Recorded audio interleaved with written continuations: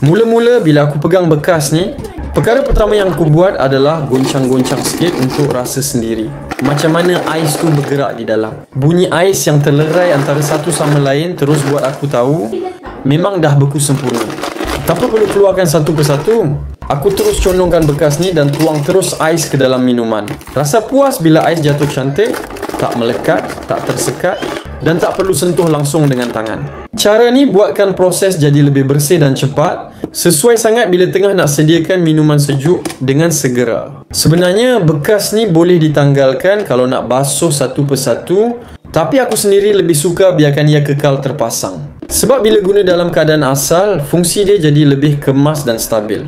Semua bahagian direka untuk saling menyokong antara satu sama lain. Bila dah biasa guna, kau akan faham kenapa reka bentuk ni dibuat macam ni. Bukan sekadar cantik, tapi praktikal. Cara penggunaan dia pun sebenarnya sangat teratur. Mula-mula, isi air ikut paras yang telah ditandakan pada bekas.